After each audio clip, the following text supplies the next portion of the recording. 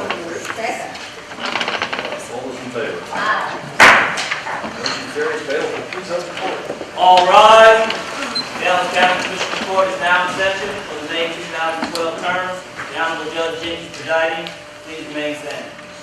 And our invocation today will be given by Augustus Commissioner Canfield. Judge and Commissioners, it's my pleasure today to introduce Pastor Harold Elias Percival, who grew up a military dependent, is a graduate of Texas Christian University and Wright Divinity School. He has served as pastor for 33 years, with the past 19 at the First Christian Church in Carrollton. He is a world traveler, a gourmet cook, and an ecological advocate who enjoys camping and backpacking. He and his wife Barbara, who is a child advocate, have been together for 33 years and married 27. And his wife has also put together a very unique thing for children's advocacy in making a site for attorneys that represent children in the system. Pastor, we appreciate you coming in. Thank you very much. Thank you. Let's pray together. O great and wondrous God, you speak through many people with many voices. We open ourselves to you to this day that we may be guided by your light. For the ways before us are often confusing, a maze of different turns and compromises and decisions. Please guide this august body that they may be led by you to put aside personal agendas and instead work together for a common cause, the common good of all. We open ourselves to you this day because we need your love, your presence of guidance, and your spirit of power, that we may be able to meet these challenges. For there is so much to accomplish and seems to be so little time. Help us to be efficient and proficient in what we do, that we may further your cause here upon this earth and in this community. We lift our prayers in the name of the one held most high. Amen.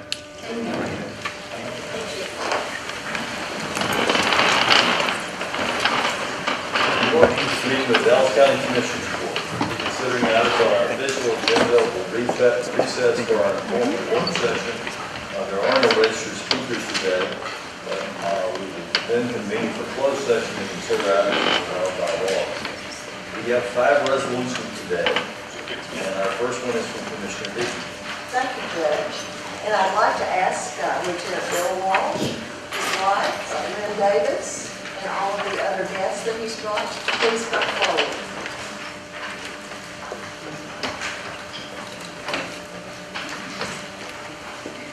I'll read this resolution and call for its adoption, and then ask you to introduce your guests and say a few words. Whereas former Dallas Police Lieutenant Bill Walsh was a nationwide pioneer in child abuse investigations, was presented the 2011 FBI Director's Community Leadership Award on March 16th by SAC Robert Casey, Dallas Division. And Bill is married, is retired 26-year veteran of the Dallas Police Department, where he served as a commander of the units responsible for investigating family violence and crimes against children. In 1980, Bill initiated the annual Crimes Against Children Conference.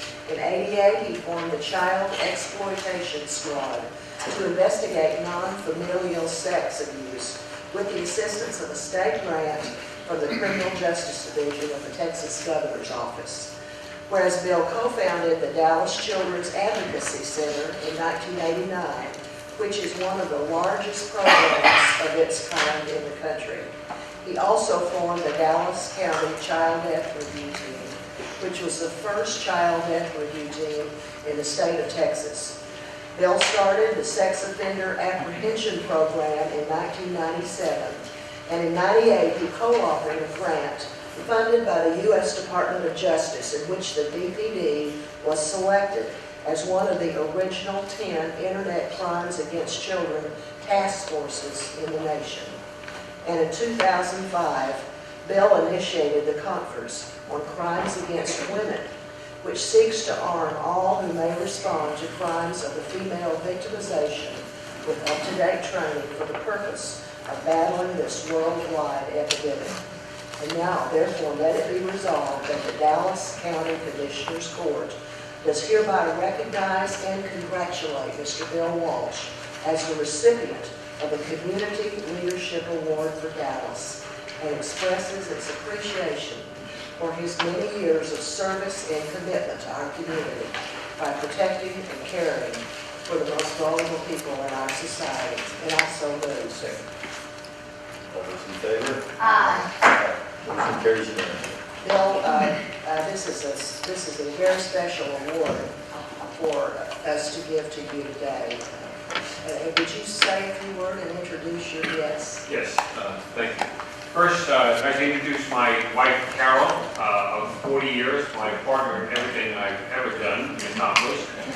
Chief Cheryl Scott from the Dallas Police Department, Assistant Chief Cindy Villarreal of the Dallas Police Department, Ms. Ellen Magnus, the Chief of External Affairs with the Dallas Children's Advocacy Center, Mr. Lynn Davis, the CEO of the Dallas Children's Advocacy Center, and Ms. Jamie Johnson, actually the best CPS supervisor in Dallas County.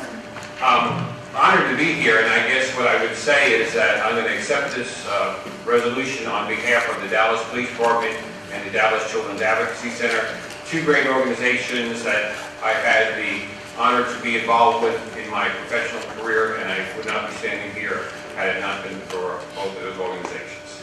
Thank you. And Bill, I just want to reminisce a little bit. I remember back in, I guess it was 1980, you and another lady had a vision about an advocacy center.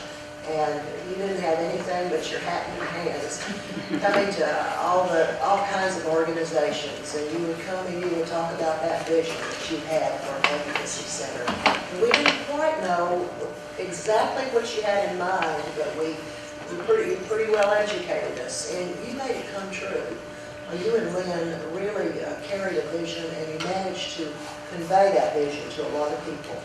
And it's just amazing the things you have done and the advocacy centers that you have spawned all over the United States, the state of Texas, through that vision that you had.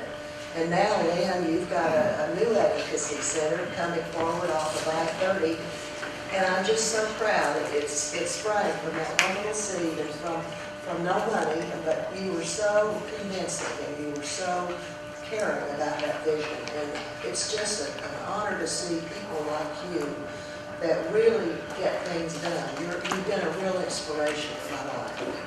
Thank you. If I could just add, though, since you brought up the new building, so much credit goes to Mr. Davis and his staff to have taken that idea that we had and we put it into place and really develop it to the state-of-the-art facility that we'll have in Dallas County here within the next year. And much credit goes to Lynn and his staff for what they were able to accomplish. I look back at our very humble beginnings, and it had not been for great board members and great CEOs like Lynn Davis, we would not be where we are today. Thank you.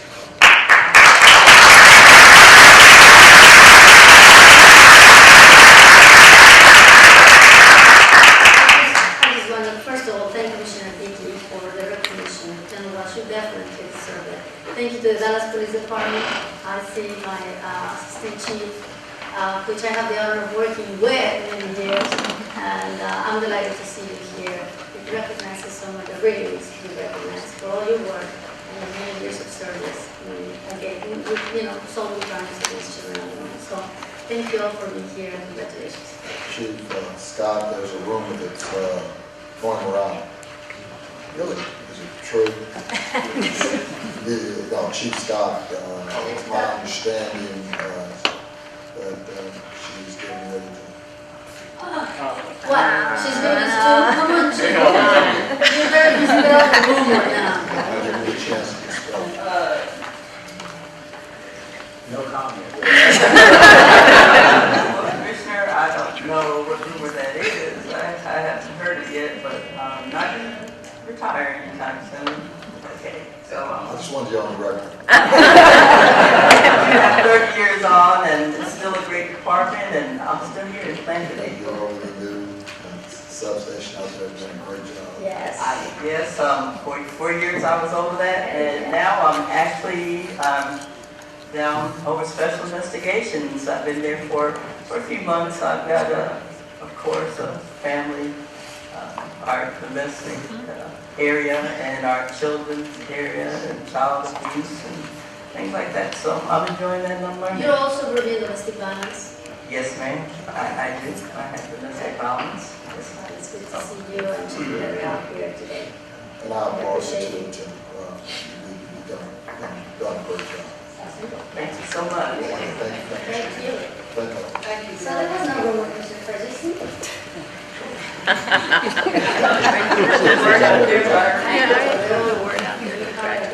Thanks, Chief. Thanks for coming, appreciate it. Hope I got you guys other staff.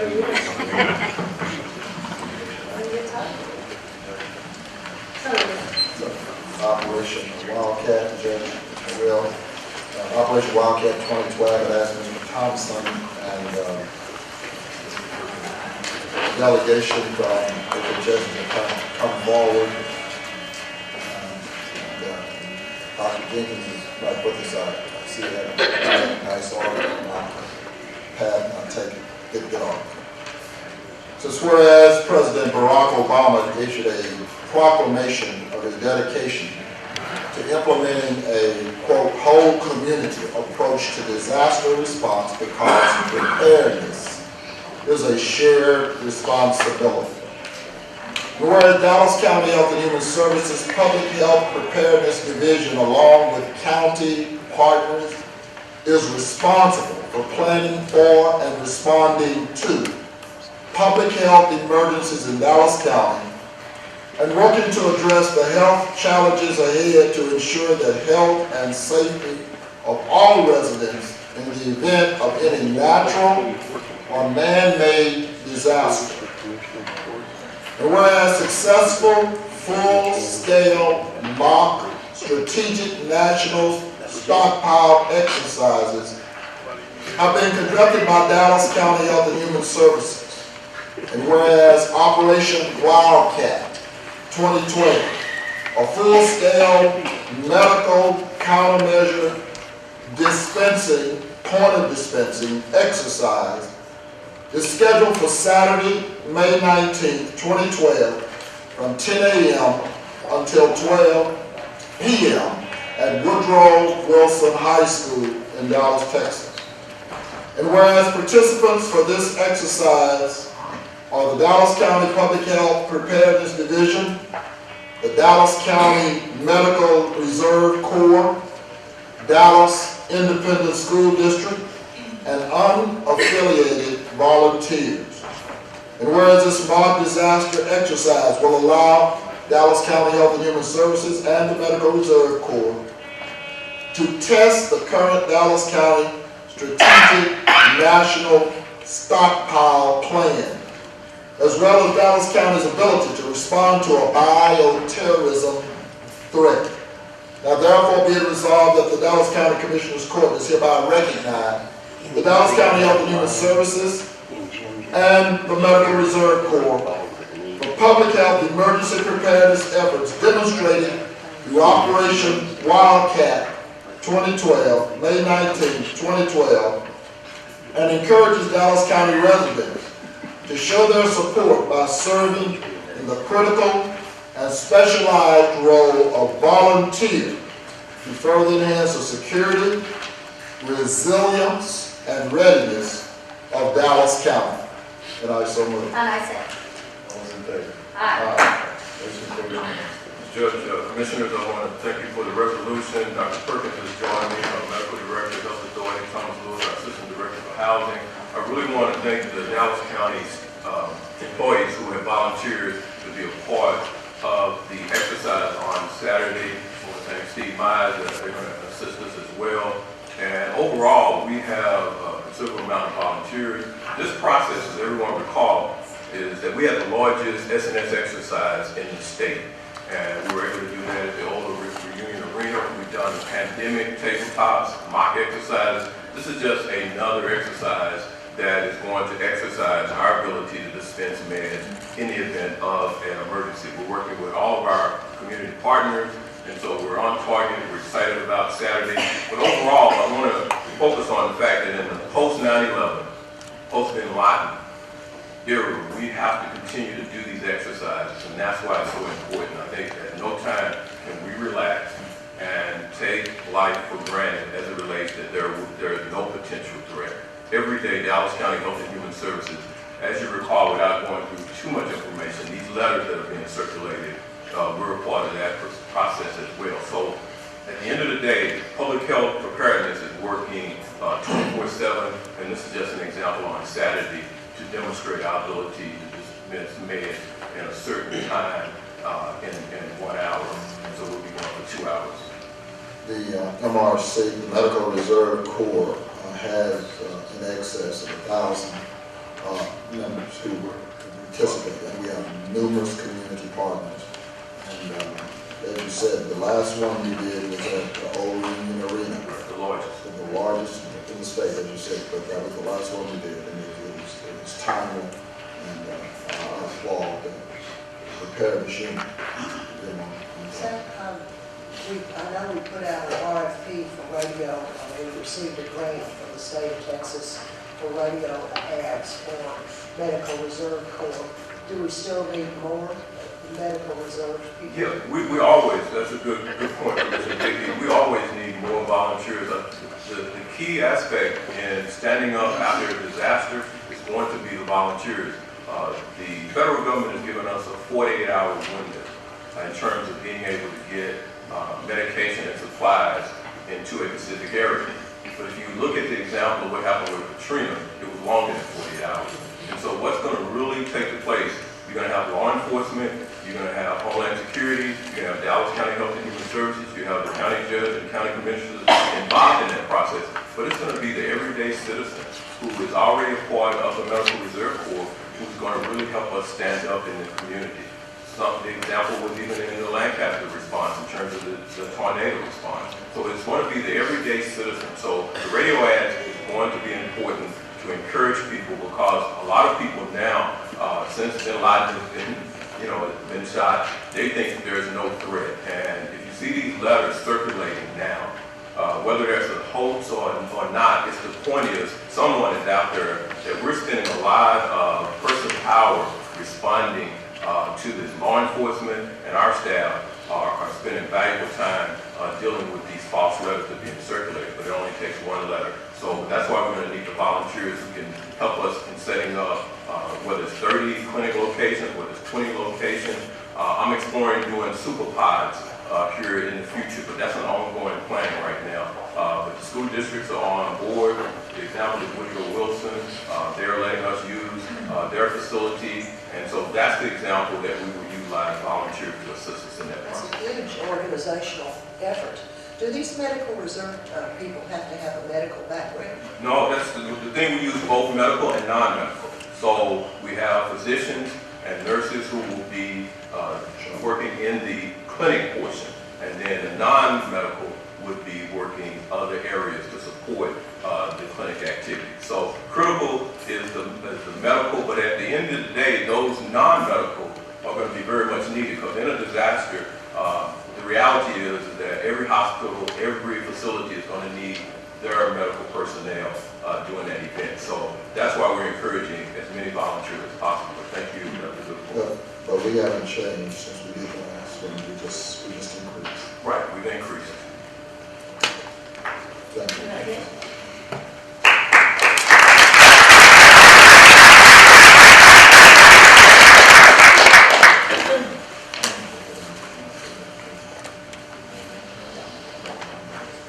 Judge, the next one I have is for a lady that is celebrating 80 years of life. So I'm going to ask Ms. Joanne Jenkins to come forward. I read this to you myself, Mom, but we just thought it would be best. We just didn't want him embellishing something that wasn't there. The resolution says, whereas Joanne Jenkins was born in the height of the Great Depression on May 14, 1932, in the front room of her grandparents Ed and Ora Odie Burgess' home in Waxahachie, Texas.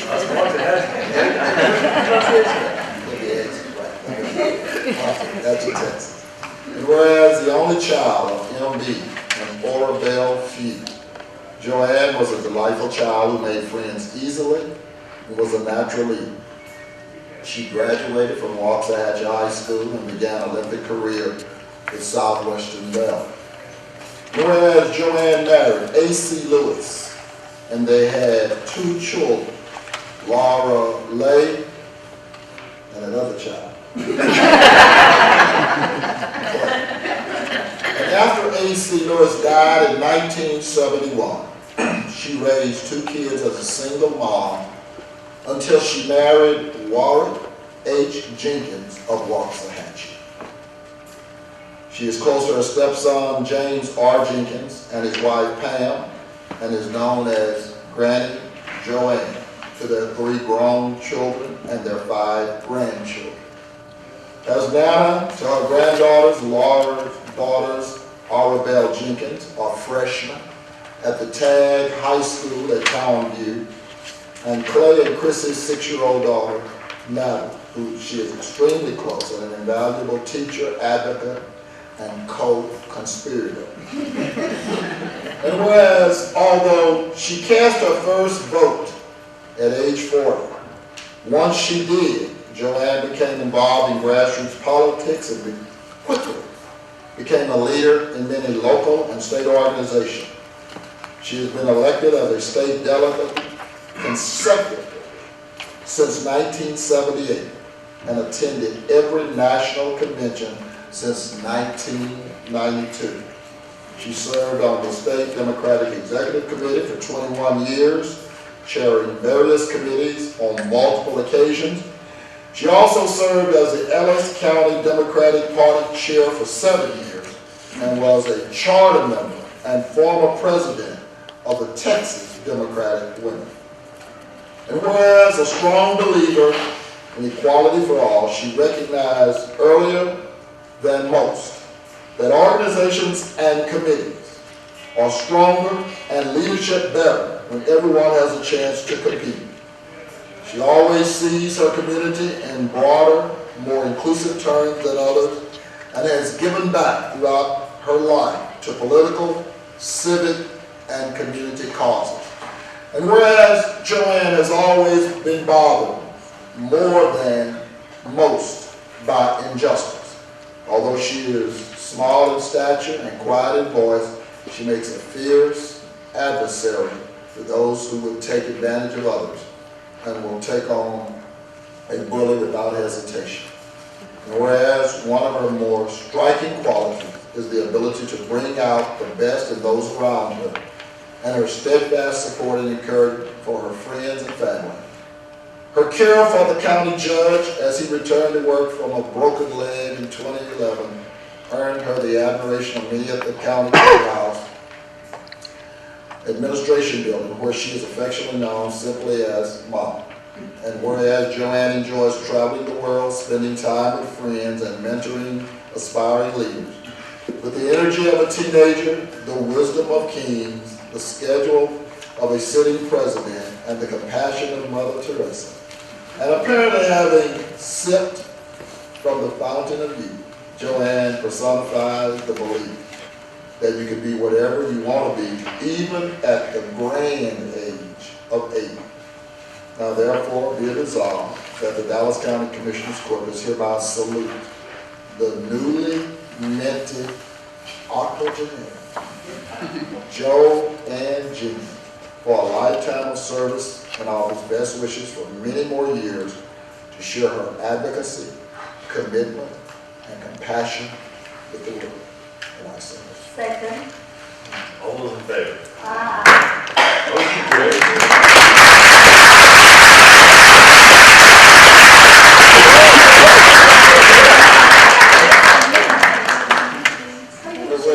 Come and get a picture? Mommy, you want to say a few words? Yeah. Mom's not big on saying a few words. I don't talk, I don't that to children.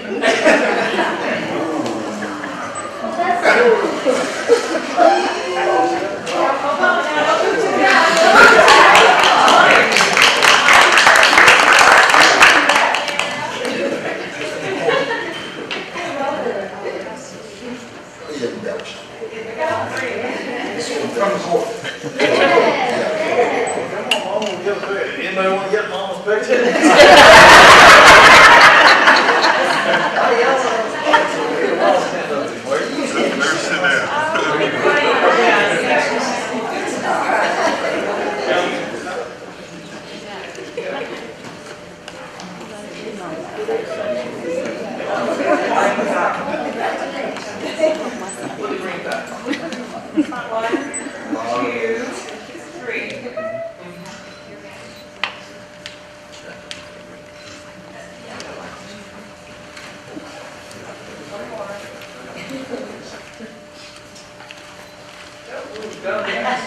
Oh, no, they did that.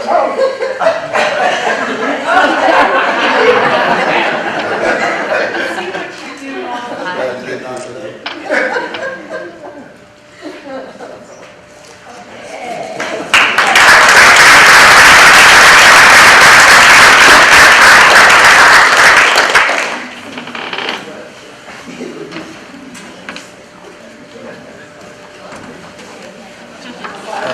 They'll be hitting this day, a couple days after Mother's Day. So We've been playing for like 5 days.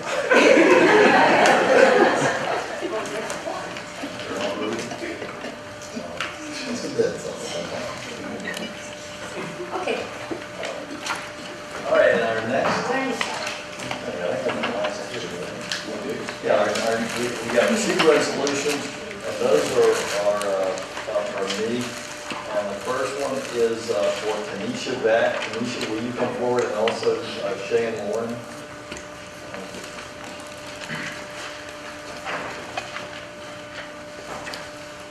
And Tanisha, I've known Tanisha for a couple of years. She's overcome incredible adversity and succeeded at school and in our office.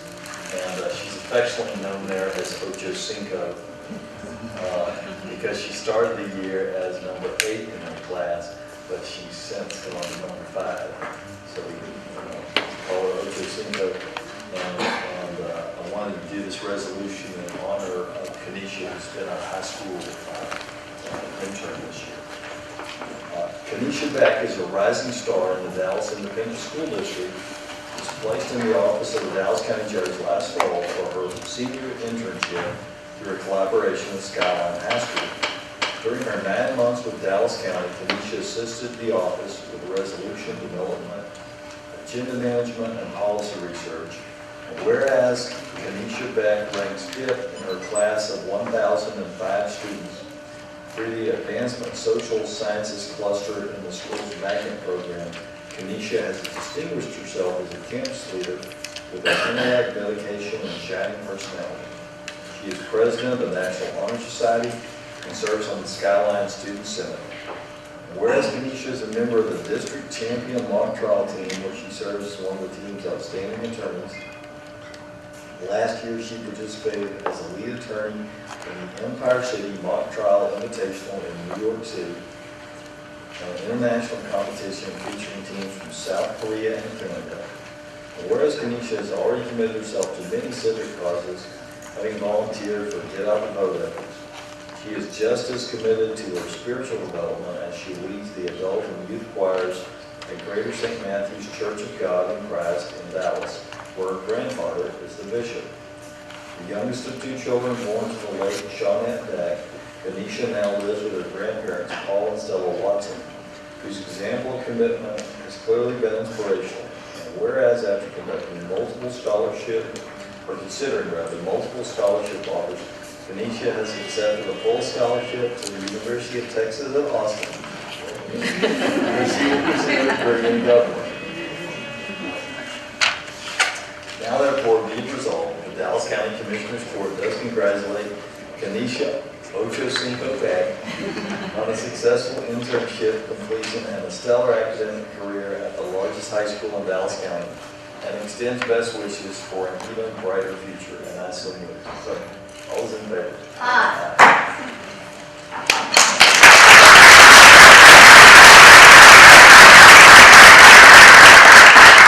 It's been a pleasure working with Kanisha this year, and I asked her if I could share this basically, so you can really understand the commitment and dedication of this young woman. Last summer, before her senior year, after a lengthy illness, her mother passed away. And the commitment of her grandparents who live in Mansfield, Kenesha Lewis lived with them in Mansfield, outside of Dallas County, obviously.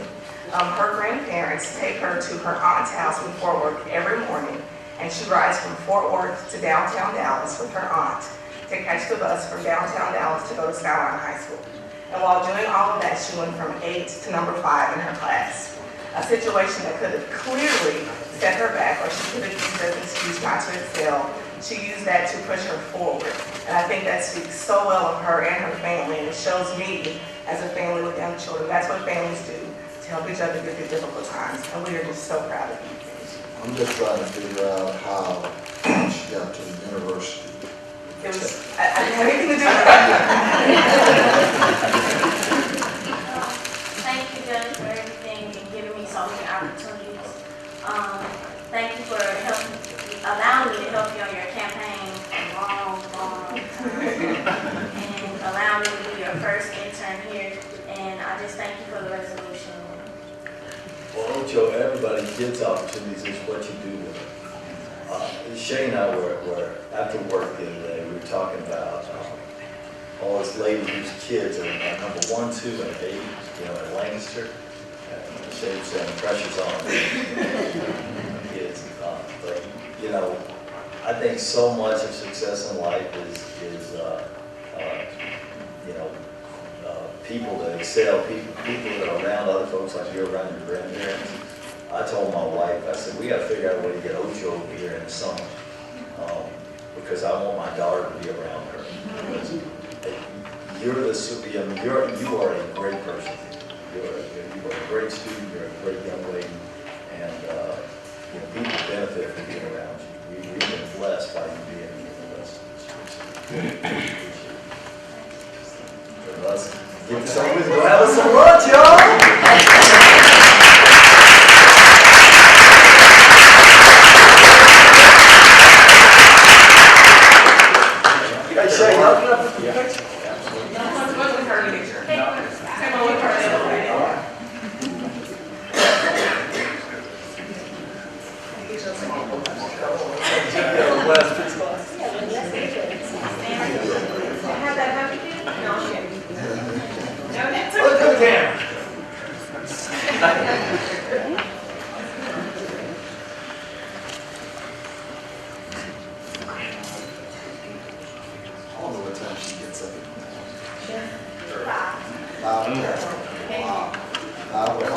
Mansfield, Fort Worth, coming down. 5 o'clock.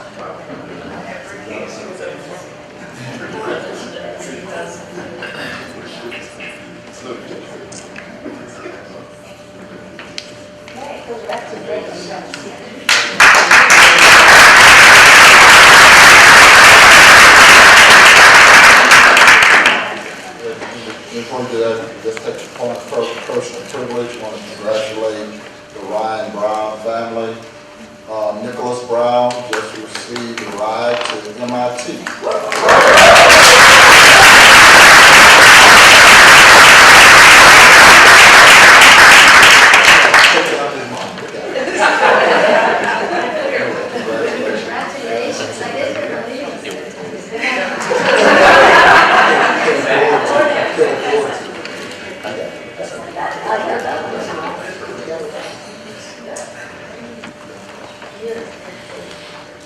We have one more resolution today, and this is for our government internship position fellows program.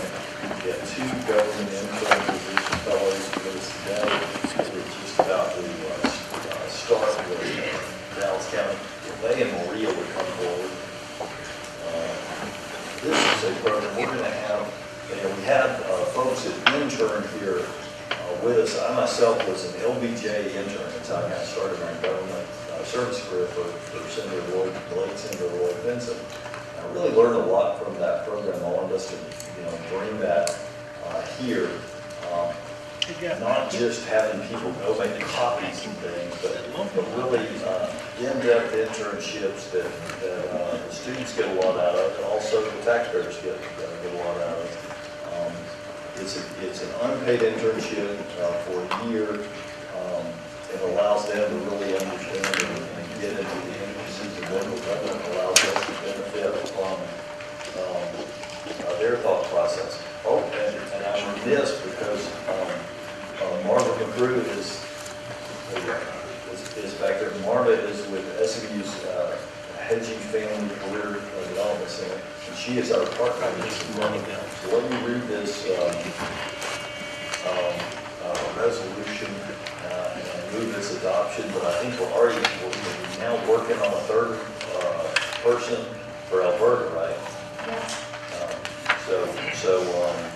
Hopefully this program will grow and just bring in a lot of young, talented interns for us.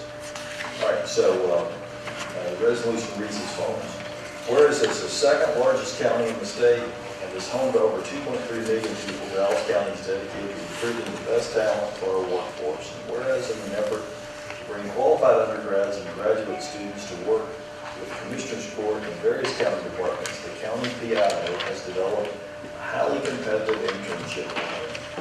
Whereas the Dallas County Government Internship Program, GIP Fellow Program, will recruit 3 to 4 qualified undergrad or grad level students each year through a partnership with Marva McGrew of SMU's Hedgie Family Career Development Center from a variety of disciplines to participate in the unique unpaid mentoring program through the Commissioners Court. And whereas with a 1-year commitment, GIP Fellows will gain invaluable insight into the way government works on the countywide level while applying computer, technical, communications, government, and business skills to complement their academic studies and overall resumes. And whereas the program will seek to match students with county departments to collaborate in the development of innovative ideas and projects and assist students with building a solid foundation for careers in the public sector.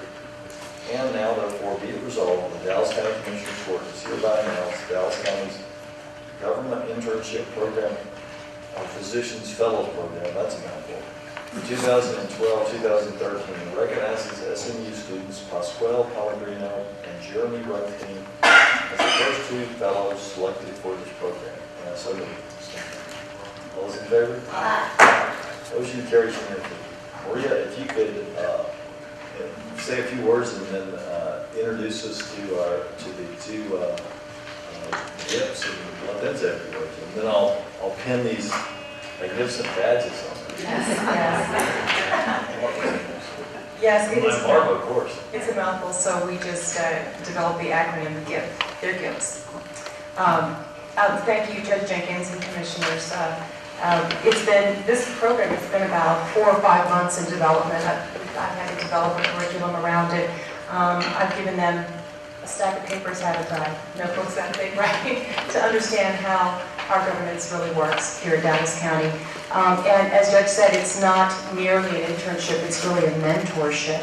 And I wanted to create a system where basically the idea is to have grad level or highly qualified, well-vetted undergrad level students to come in and give us their intellectual capital. These institutions of higher learning have so much that they can offer us, but it occurred to me that we have a lot to offer. We have a lot of resources here. So the idea is to match these students to departments around specific projects. So this is a call to all department heads and elected officials, all of you, to let me in the PIO's office know if you have a specific project or a need, and I would do my best to go and find a GIP fellow for you. So no further ado, I'm going to introduce our fellows. Our first here is Jeremy Rutkin. Did I say that right, Jeremy? Okay. He's a poli-sci major, as well as he is fluent in Arabic. Jeremy has expressed the desire to learn about government from multiple points of view. With a near 3.8 GPA, Jeremy is not only smart, but he comes with some knowledge of marketing and advertising, and says, quote, I want a chance to make a working contribution to the future of Dallas County. We're going to give him that chance for the next year here, working directly under me in the Office of Homeland Security. I'll let him say something for a moment, and then I'll introduce our other guest. I just want to say thank you to all the commissioners for giving me this opportunity. And I really look forward to doing what I can to help make Dallas County a better place or anything along those lines over the next year. Thank you very much. our next Oh, fellow. by the way, I'm Jeremy. Is there Professor Jim Hallville, is that a name? Yeah, he's my Okay. professor too. He says that is his most gifted student. Oh, really? They're very proud of these two fellows.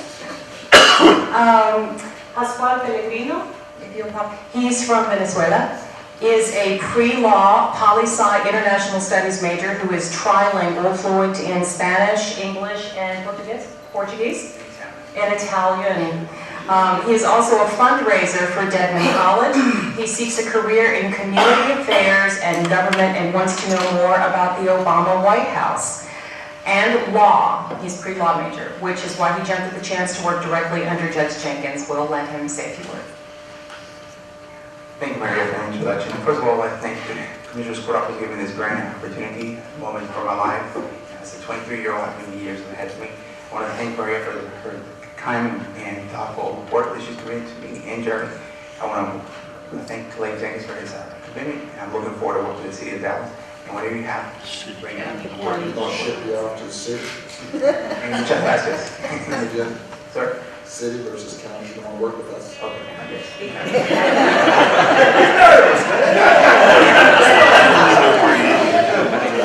Translate en Spanish, si quiere jugar en español cuando usted quiera, es un placer para con ustedes, es un gusto. Muchas gracias. Thank you. Well, and that same professor says that you are the most likely to succeed student. And I said, succeed at what? And he said, you name it. We have high hopes and expectations for both of you, and look forward to working with you. And we need to hear Yes, and I wanted to introduce Marva McGrew. Marva, come up here. She's the Associate Director at the Hagee Center. And she, along with Lisa Tran, who's now on maternity leave, have been working with me for really close to 6 months. They helped me sort of craft a narrative about the GIP Fellows. Nobody knew what GIP was. They were like, Maria, what is a GIP? But it is a mouthful. But anyway, I'll let Marva say a few words. First of all, I just want to thank the judge and the commissioners, and we are so excited at SMU about having this partnership with Dallas County. Our students are very intelligent, just great students, and you see they speak all of these languages. I only speak English, but we're just so excited about this opportunity, and we look forward to continuing to cultivate relationships with Dallas County as well as with the Dallas community. I just want to say thank you on behalf of SMU. Thank you. Thank you.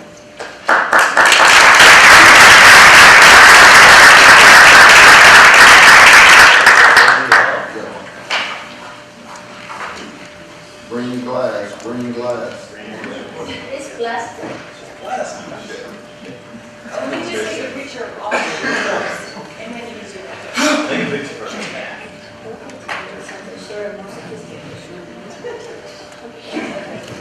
What do you think? The viewers out there going to bring a vodka or something?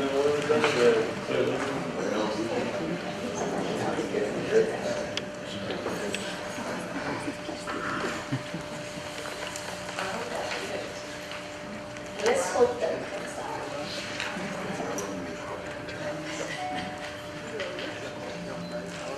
Is Mr. Fitzsimmons here?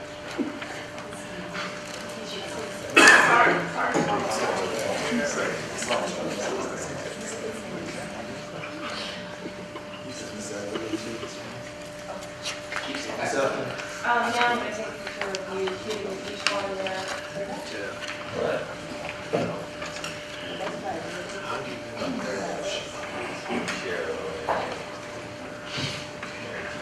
Pin this on. Just pin. Just pin.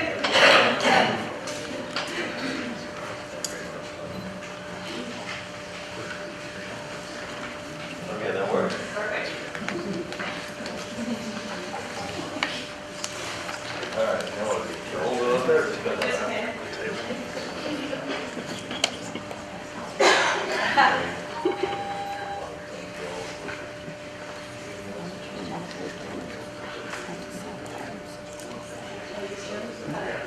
Okay, he wants to, Jeremy's brother wants to take a picture of you and Karen.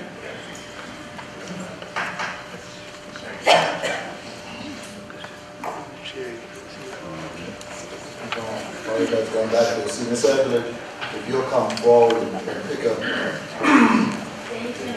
these money orders and checks, brings to a total over the last 8 years for recovery from various departments of Dallas County, the tune of $250,000 that public service has recovered in their recycling program. Not only this department, every department in Dallas County that receives money. This is what happens when those so-called, those public service people recycle. And those are checks, money orders, and that brings to a total we keep counting of $250,000. I'm concerned about something. Well, we need to look at ways to keep people from throwing checks into the trash, obviously, that's not a good thing. But good as they found them, and we're getting those. Good.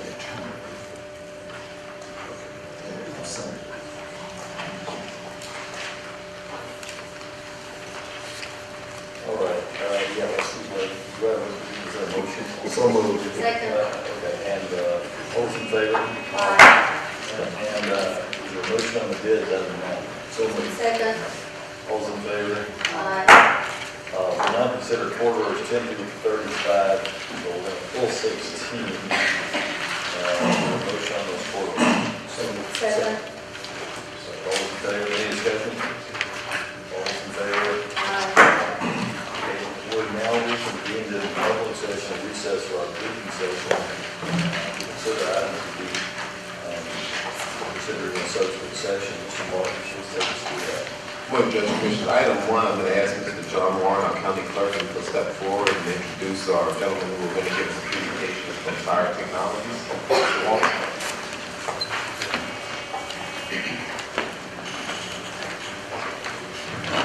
Morning, Judge Jenkins, Commissioners.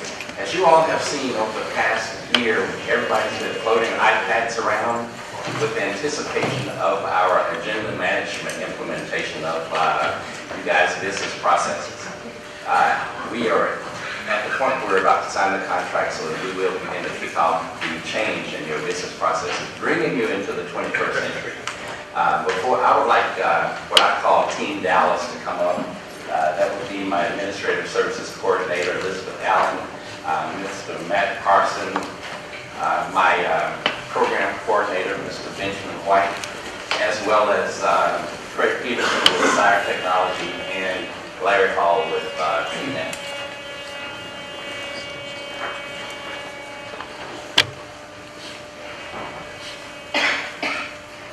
As you know, with regard to what your daily business on Tuesdays, this can be kind of a scary thing as we automate your process going from the amount of paper that we've been producing on a weekly basis over the past several decades. We are now virtually almost a paperless environment, which means we're saving thousands of dollars on copy paper, which means we're saving thousands of dollars on toner, which means we're also saving thousands of dollars on maintenance for copy.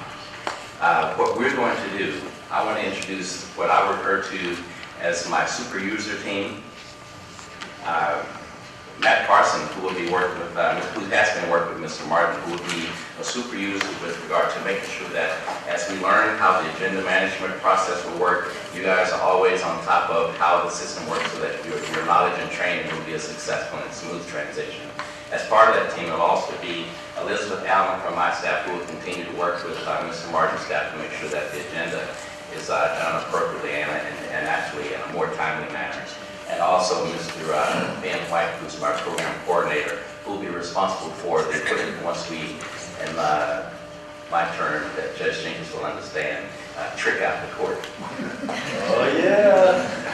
So with that, we're actually moving into a more technical environment, so you guys will be able to track an agenda item from its first initial filing or submission all the way through the point where it gets on the agenda. With that, I'm going to have Mr. Craig Peterson from Cyrax come do a demo of how the system is going to work so that you'll know exactly what will be coming to the dais in a few months. having me today. I mentioned I'm with Sire Technologies, and we have a complete suite of legislative management products that we will be implementing soon for you here, and we'll go through a little bit of those today. Just to talk a little bit about some of the things that we would hope to achieve for you today. Some of those things would be, some of the goals and benefits will be increased transparency. We'll talk about that. Both for you and for the public, there's going to be a lot better access to information available to everybody. It will also encourage more citizen participation, improve access to information. There's environmental benefits that have just been discussed a little bit with John. There's a huge reduction in the amount of paper used, and also a decrease in cost for you associated with that. The products will facilitate publishing of your agendas and information to the web. We'll be able to utilize mobile and cloud technologies now with this. As was mentioned with the iPad, we actually have a brand new iPad application out that you'll be able to see soon. And of course, one of the important things is the security that's provided by a system like this for your documents and your information. Just kind of give you a little bit of idea of what happens. Our system basically allows you to start, the process starts when someone decides that they want to submit something to go onto a meeting in your organization. And that is done completely electronically again. So there's electronic forms that are used that are filled out and completed. Associated materials and information and other electronic type files, PowerPoints, pictures, etc. can be attached directly to that electronic form and then submitted. As those items are submitted, they're gathered together into an interface. We'll see that in a second. That allows you to actually create an agenda. Once that agenda is created, of course, you can come to your meetings, and those meetings can be conducted. And in those meetings, we provide an ability to keep the minutes and motions and votes and record all those things electronically directly into the system.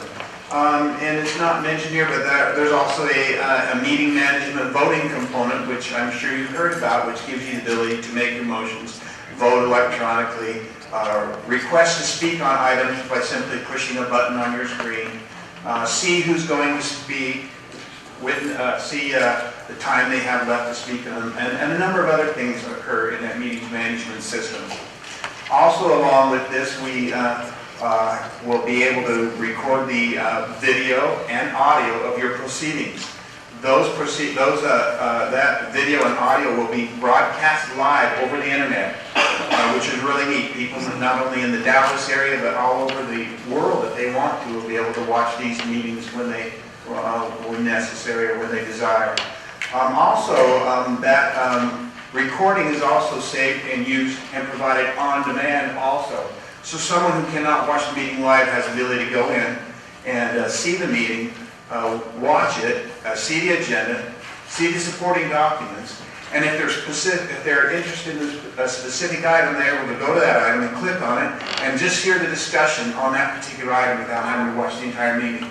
So, and then of course, once the meeting is done, agendas, minutes, etc. are published to our web publishing component. Everything is stored in a secure repository. Will the minutes serve as a transcript? Excuse me? Will the minutes serve as a transcript? Yes. Just to quickly talk about some of the components. Our main legislative management product is called Sire Agenda Plus. The video streaming component is Video Plus. We've kind of mentioned these. We've mentioned Minutes Plus.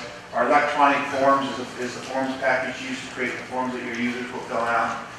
One of the components we haven't mentioned really is the Sire workflow, which gives you the ability, once forms have been filled out, items attached and submitted, the electronic workflow component actually routes that through your approval process, whatever that is, and allows people to review those, perform their work they have to perform on these documents as they prepare to go on the agenda, approve them, request additional information, whatever needs to be done. That's all done electronically, so you're not carrying papers from one person to another or from one office to another office. I've mentioned that we have an electronic voting capability, which gives you the ability to make your motions, to request to speak, and allows you to view documents and other attachments. The final thing there, what we call agenda to go, is the ability to actually be able, once the agenda is completed and ready for this to be dispersed, you can actually open up your iPad or your laptop computer and click on a button. It'll download your agendas and all the supporting documents. It'll allow you to view them, make personal notes on either the agenda items or on the supporting documents, allow you to highlight items, allow you to upload other types of documents and information onto your iPad if you need additional information for presentations or whatever. All that is done through our iPad app, or even can be done on a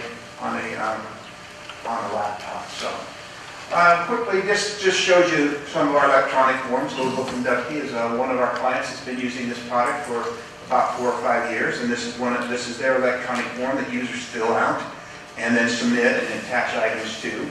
This just shows you our workflow component. Our workflow component is a GUI application that allows your users to create your work processes for the agenda electronically in a Visio environment here. This is our Agenda Plus interface. This is where agenda items go once they're submitted.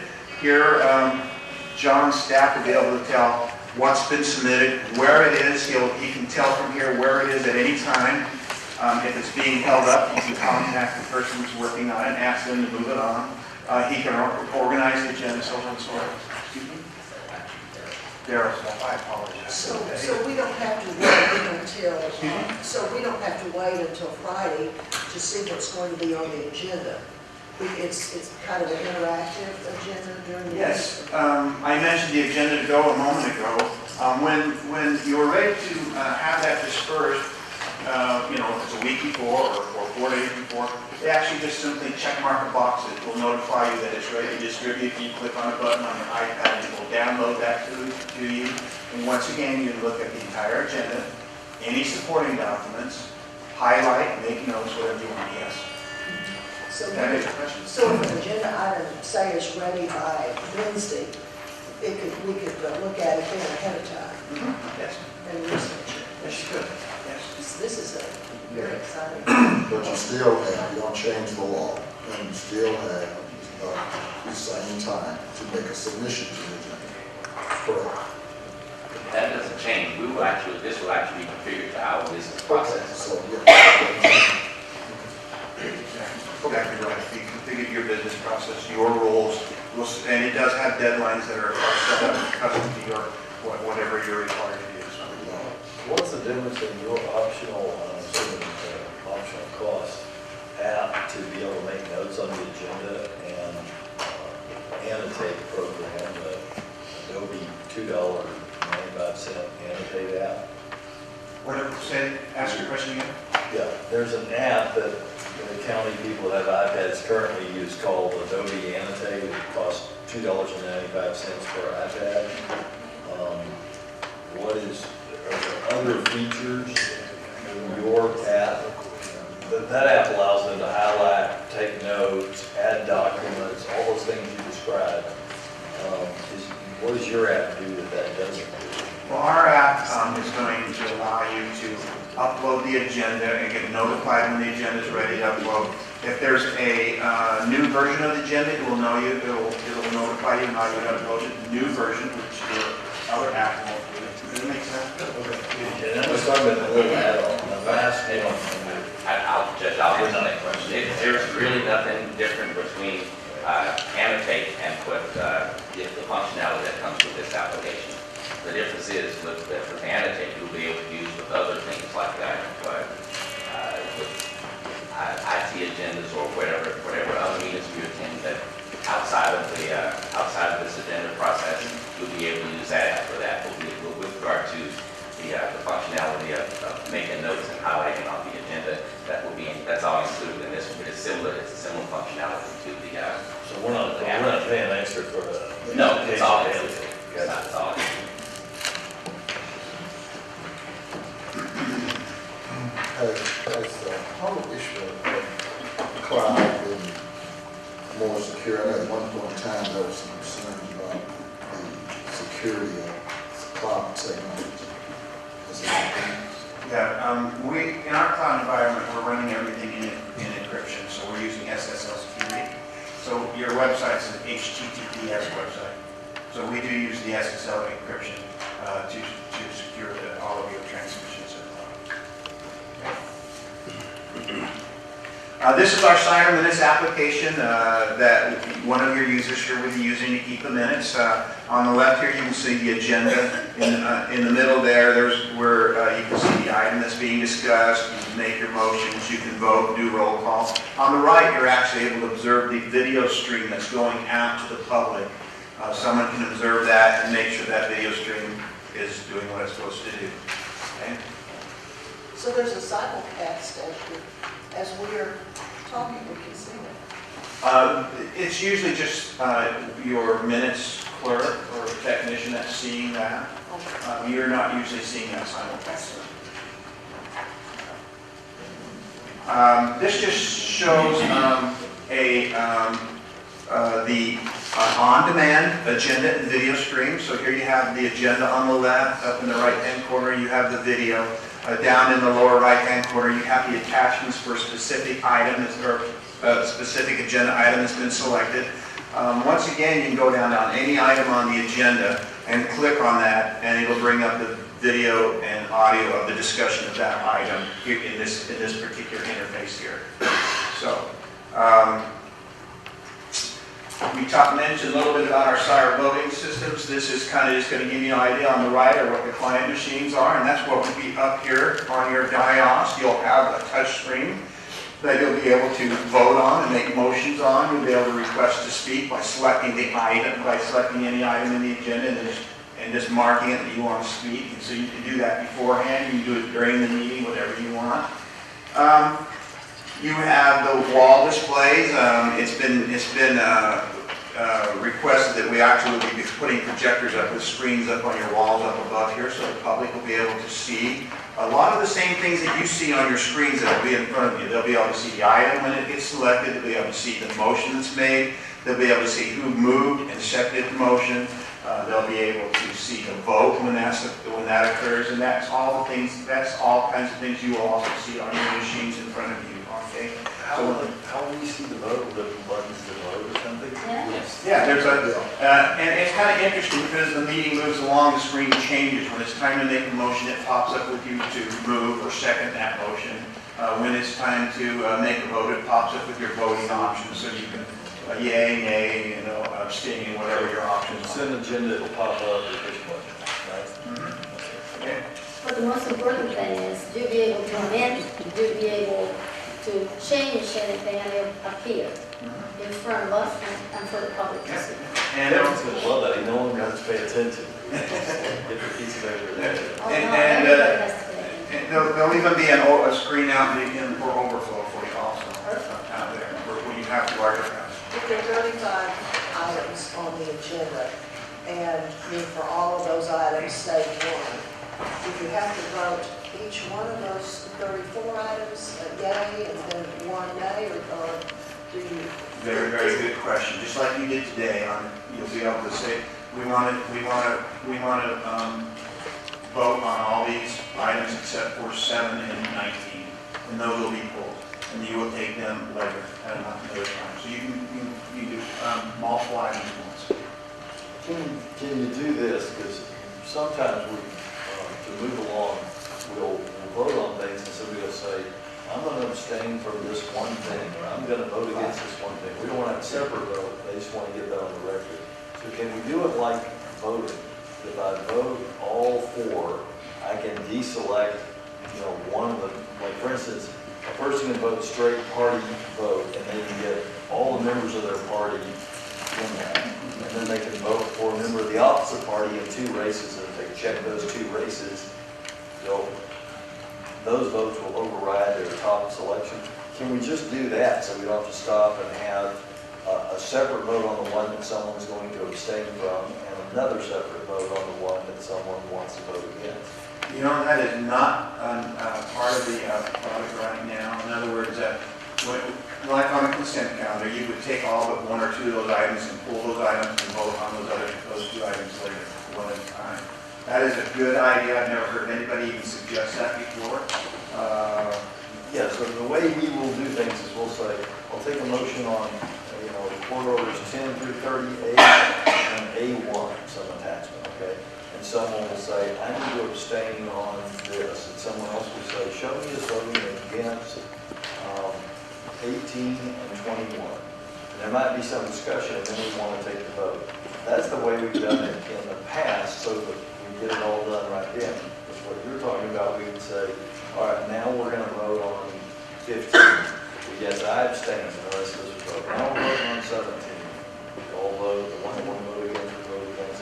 You know, that is, You could do that. that is normally the way it would be done with this system, but I must admit the system is extremely configurable, and so we'll want to know that that's what you want to do and see if there's a way we can configure it for you, okay?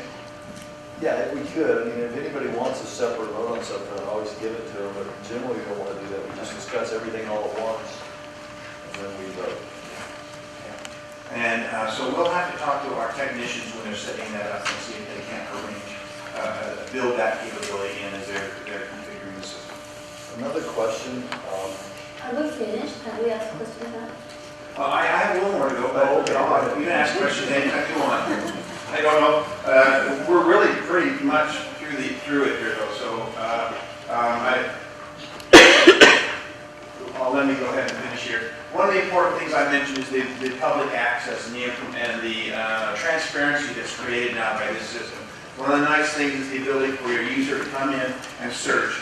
If they know the number of an item, or if they know a word in an item, or if they know the actual title of the item, they can search on that. Usually they don't. Usually they're searching for something like dog or for neighborhood or whatever, but they're just using a word or a phrase, and then they find what they want. But once they do, they're presented with this information here, which gives them access to the title. You can see that above. It gives them access to show every single meeting the item was ever heard in. They have access to any video files and audio files if they're available. They can see the vote of each meeting that occurred. And you see there in the middle, there's about 7 different meetings that occurred on this particular item. So it was heard in 7 different meetings. And by selecting each of those meetings, you can actually see what the vote was in each of those meetings. Whether they're commission meetings or some other sort of meeting, a committee or organization. So just a few of the advantages here that come from the product. You can see what those are. I won't go through them. Just a few things that are good. So with that, I think we can probably... What's that? Write this The ROI. The return on investment. Oh, the return on investment, yeah. Okay, we go through that. Temecula is in California. They say 1.2 million pages of paper a year. Osceola County, Florida saves approximately 1,125,000 pages per year, more than $100,000 a year in paper alone. They also have a delivery service. What's the word? Courier, thank you. They have a courier service, or they did. And because of this system, they do not have to courier documents from building to building anymore. It's all electronic, so they're able to save something like $50,000 a year on their courier service also. Las Vegas, Nevada, their paper reduction was 40%. Sacramento, California had a reduced agenda-related costs of 90%. I think there's even another one here. Talks about a couple of others. There are some extensive savings that come from these. Usually within a matter of 2 to 3 years, the savings that will pay for this system for you. Warren, are you purchasing the system or leasing it, or No, it's a purchase. Okay, so how do you keep up with the technology? We're buying all the hardware. We'll be using their application, their software application, and they'll be responsible for any updates. We'll be getting any updates. Well, that's the life expectancy of the hardware.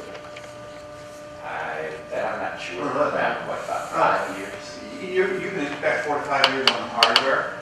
The life expectancy of this application is being hosted by us in the cloud, as you mentioned, and we provide regular updates. So you get at least one major update every single year to this product. It would basically function similar to our case management system with regard to the application, and then with regard to our desktops that we use, we replace them as Is that the hardware, desktops and iPads? What are we talking Excuse me? Yeah. The hardware is just like this stuff. Right. Yes. Desktops and iPads. But that's a pretty long line. Is that what you're telling us from your other clients, that you had that kind of life with regards to your hardware? 4 to 5 years, yes, for the hardware that's going to be in here, which is all of the hardware, yes. It's his iPads and desktops. Well, you got the screen there. I mean, some of it depends on whether you want to upgrade or not, but I mean, the equipment will still work 4 to 5 years. Yeah, right. And I can be quite honest, I'm not seeing my clients change that stuff out faster than that. Well, cost maybe have something to do with it, but the average life, especially when you're talking about. There is some personal preference about what's going on. Also about 2 years, 18, I mean, that's fine, like I said, you don't check the program screens and all that. I like the equipment that it will bring with this. It will be a good investment and look forward, especially for our constituents. And I want to congratulate Mr. Warren. I know we were talking about this way before I got elected, on how hard it was as a citizen to find information about Commissioner's Court in a way that was comprehensible, since most of our court orders, they all look the same. Yes. So I really want to commend you on that. Now, have we made, have we go into what is the financial impact for us, taking into consideration all the savings? You talk about all the paper that we're going to save in the first few years. Mr. Martin, and I want to put on this project. How much does it cost our 5 agendas with all the Windows XP for a meeting like today? I can generate what that cost is, but I can tell you we've gone from, over the last year, about 20 books that my staff used to produce every Thursday to about 6 now. 6 or 7 now. So just the pages alone, each book is about 300 to 400 pages a week. So you do the math on that, 20 times 300 to 400 pages. Just that reduction alone has saved us some money. There's one right there. That's an example. This is today's book. Right. And it's going to be close to 20. But can I just finish? I have a Hang on 1 second. Your colleague keep up the cost. With regard to hardware, we're spending approximately about $100,000 on hardware. For a complete But I would setup. like to say, I would like to see, Mr. Warren, just to make the whole picture, what are the savings that we're having by having the screens, by having the automated voting, which I think is fantastic. I have seen some of our meetings, and at one point it looks like we're all distracted, and I know we're signing papers that we have to sign over here. I would say, But I think that's going to be a fantastic way, I will get you the cost on paper and toner and service to the machines and all of and how that. much the equipment will cost, because I think that at the end of the day, we'll be saving money. Even when I know these upgrades, and I think that's what Commissioner Perez was saying, I know how much it costs in the dental field to have an upgrade every 2 or 3 years. I'm paying the whole system again. And not to mention also labor costs. One thing that you don't know is that John Warren's staff is here usually late Wednesday nights and early Thursday mornings finishing those books to make sure that they're ready. But if It's an overtime, if there's any other cost, that's exactly what at the breakdown I would like to see. If you want to break down what it would cost, you have $100,000 approximately for hardware. And the comp time that my staff is accruing, the savings on paper, toner, and maintenance, I would say with paper, toner, and maintenance, off the top of my head, maybe $25,000 a year. And comp time, Right. and how many hours of comp time do you have?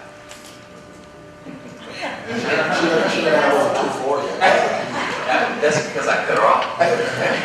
but the amount of time that we spend doing it's labor intensive doing the manual way. But one of the key things that this will also bring us is disaster recovery. Right. And that's kind of like priceless. Well, I like the fact that our constituents will be able to see the discussion per item. Yes. That is valuable. When you have to sit down and watch a whole meeting just to find out what happened on one agenda item, Exactly. that way they can know exactly, what was discussed on each item. The other thing, cloud technology, okay, so Commissioner Price did touch on that. We're totally safe as far as that technology. I remember reading the same thing about, being some loopholes in security and tagging. How would that work? Is that part of our contract? Is this? Did she mention that it's safe now? Yeah, just so you, I'm not exactly sure what all you mean by security, because security is a very large area. We're talking about access by employees, but just so you know, we're providing this from our, we're out of Salt Lake City. We will actually post your system out of what we call a co-location facility in Salt Lake City, okay? Extremely secure bunker type facility. But our communications between there and here will be on SSL encryption, okay? So, very high quality, current industry standard encryption. And so it's extremely secure. And then some other things that were mentioned, we are actually going to, we back up that system every day, but we also provide we actually will also replicate this system to our co-location facility in Texas. And there will always be 2 duplicate systems. If there's ever something that occurred with one system, we can actually move you on to the other system in the other co-location facility. You'll be able to keep on working until we rebuild the primary system. You talk about PowerPoint presentations and documents. So that means that if I have something on my computer, my staff will be able to send it directly to Mr. Warren with copy to all my colleagues and Mr. Martin, Mr. Brown, without any need of additional software in my computer here in my office or in my colleagues. That's correct. Okay. Electronic voting, is there, everything is included, right, in the whole system? Okay. And then, what about the minutes you say that will be taken as we speak? The Commissioner Dickey asked, we won't be able to see them till the end? Or how can we know how the minutes are going? That would basically be the same function that Terry's doing. So we'll basically, this is, even though this is shrink wrap, but we'll actually do the customization so that they fit our business processes. So if you decide, hey, we'd like to see the minutes as we're going along, then that's configuration that we can make. And I just throw in that the minutes are actually being created partially by the actual, what's occurring on your devices as you vote. That actually is imported directly in the minutes documents. As you make motions, that information is all going right in the minutes documents. Terry is not going to have to even put that in. The system is gathering that information as it's being performed in the voting system, okay? There are things that she'll have to do, motions and things like that she may have to put into the system, either during the meeting or after the meeting, but a lot of that's being automated through the voting system, and so a lot of that information is being gathered right into your minutes during the meeting. The sheriff has been kind enough to be videotaping all our meetings for the last 3 or 4 months. Would they still need to do that? This will be totally a different That's game. Video streaming will be included in the package. Okay, well, if we account all that, Mr. Martin, in the breakdown, We'll write it down. and we'll happy with it. Thank you so much, Mr. Warren. I congratulate you and your staff for a year and more than a year of hard work trying to bring us the best technology. And obviously, more than anything, for transparency and for our constituencies, will be a great way. Thank you. I just want to congratulate you. I'm thrilled about this. How soon are we going to get this system? I imagine implementation will start within the next 60 days at the latest. Right. Okay. I know we're still working through a few contract issues now. As soon as we can get the contract signed, of course they start coming before you too, but as soon as that is done, then we'll be proceeding rapidly. John, I'm so pleased that you've taken the initiative to do this. And one of the things that I especially appreciate is that we always have this stack of papers that we have to sign. And I always feel like I'm not able to pay attention to the proceedings or whoever's speaking as much because we're signing all this stuff. And so I think that's going to be a big plus also. Are we not going to have to sign anymore? No, Judge, you did that. That's the greatest thing. So the computer signs it? You sign it in the computer. If you go for it, then you automatically sign it. Electronics. I got you. I missed that part. Not only that, you're going to have a screening from where you can tell us who speaks next. One of the key things after you go into the first session, we're going to bring out an HP Smart Touch computer, which we anticipate using in the dais. This will be your mobility so that you can see what's going on throughout the course of an agenda item, so that you can know exactly where you want to go to with an agenda item once you get here. But after you finish, I'm going to have the computer brought up so that you can see exactly what will be on the dais. Are you going to show us how you make notes on your iPad on the agenda? How that transfers over to? No, Commissioner, I think I want you to do that. Only so that everyone can see how simple it really is. Yeah, let me, for those, I've jacked up the annotate, system a little bit. And what I'm likely to do is like on contracts that we're looking at, I'll want to print those. Our agenda was 517 pages this week. I made notes on probably 15 of those pages. All I want to print are those 15 pages. I don't want to try to use my finger as a pen on the annotate deal. But how easy will it be for me to print those 15 pages? You just do print current page. Whenever you, it's just like with you print, when you print any document that's a large page. If you can just, whatever page you're on, you can just do print and then you just do We'll just current be able page. to wirelessly do that from the iPad in the office. Yes, well, and that's another thing that, as we have, in my office, I have an HP 8500 printer. We're also going to make the building wireless, floors 3 down. And so we're going to set up wireless printers so that we don't have to run data cables. I think it costs $200 to run a data cable.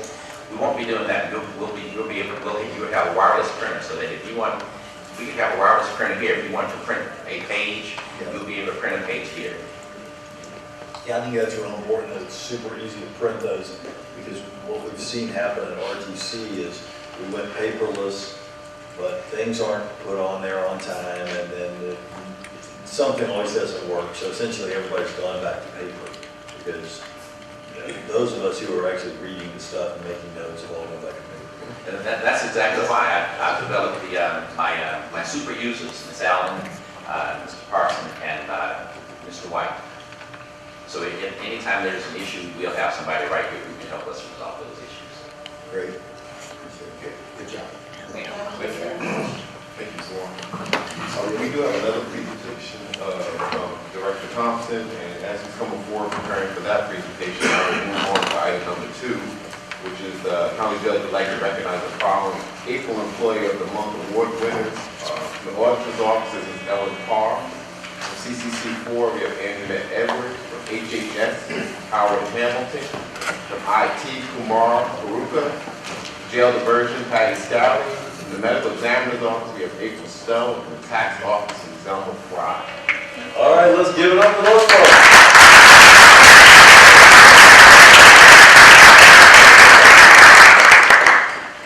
And with that, Director Thompson has a presentation on HIV and STDs in 13 to 18-year-olds in Dallas County, so I'll turn it over to Director Thompson.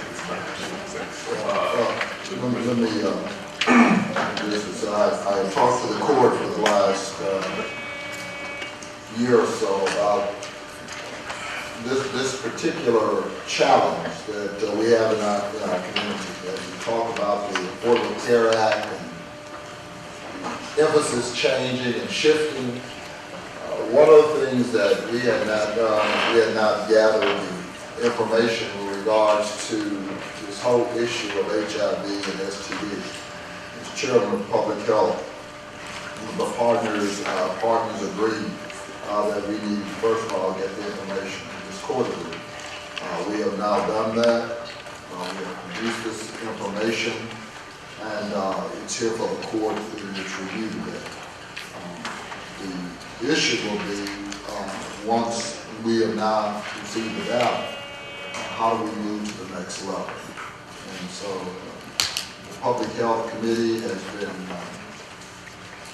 been briefed, and we all agree that we need to take it to the next level.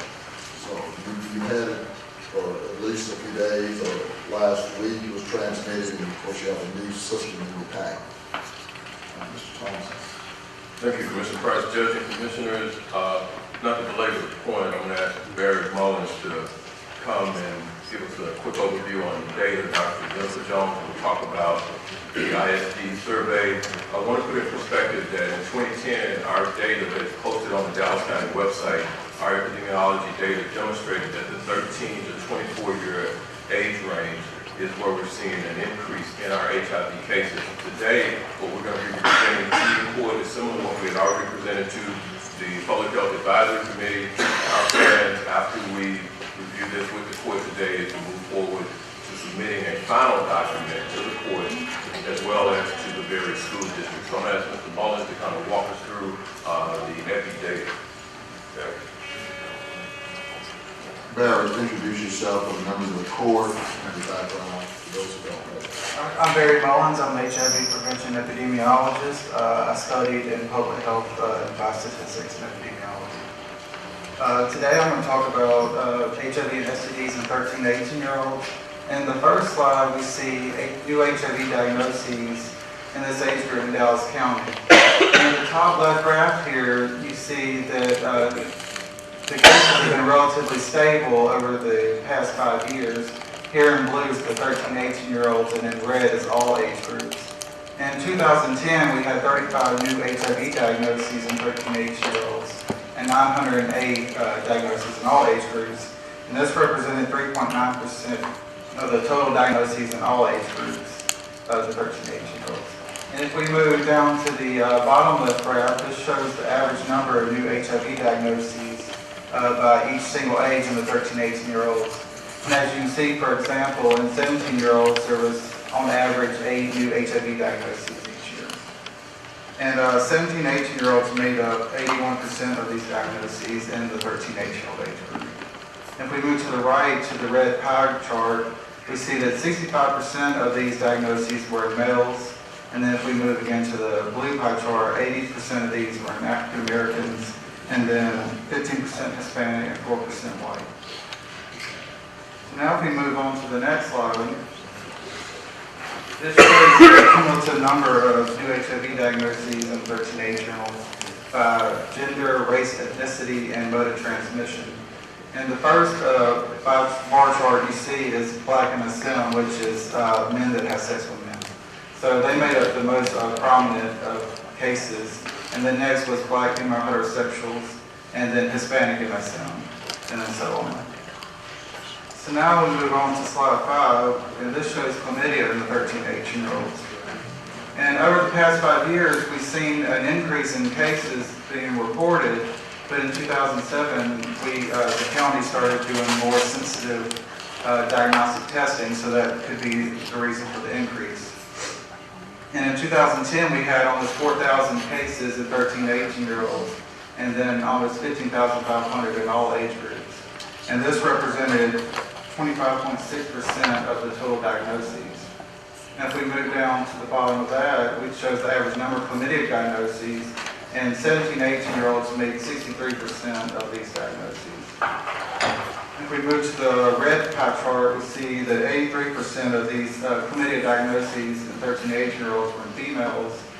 And then over again, we see 55% were African American, 31% Hispanic, and then 13% white. Can I ask you a question?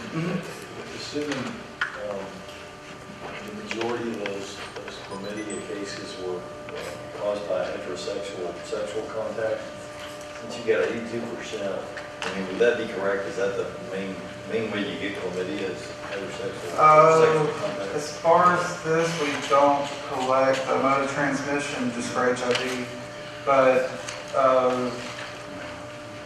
most likely.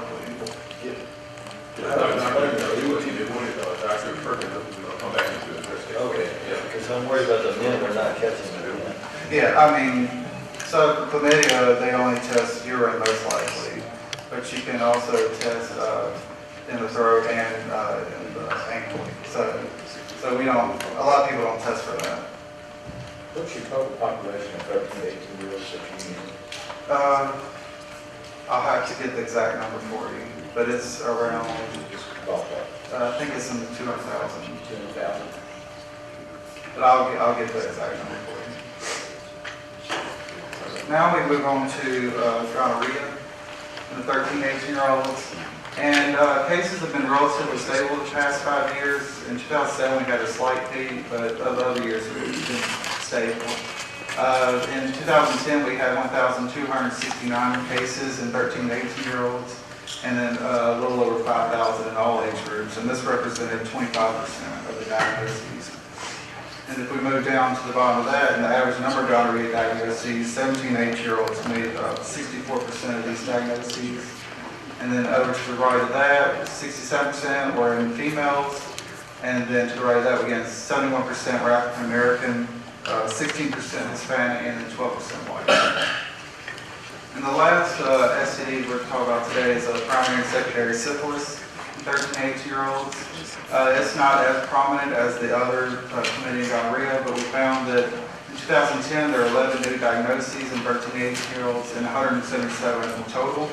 And this represented 6% of the diagnoses in this age group. And 17 to 18-year-olds made up 69% of these diagnoses, 60% were in females, and then 91% of these were in African Americans.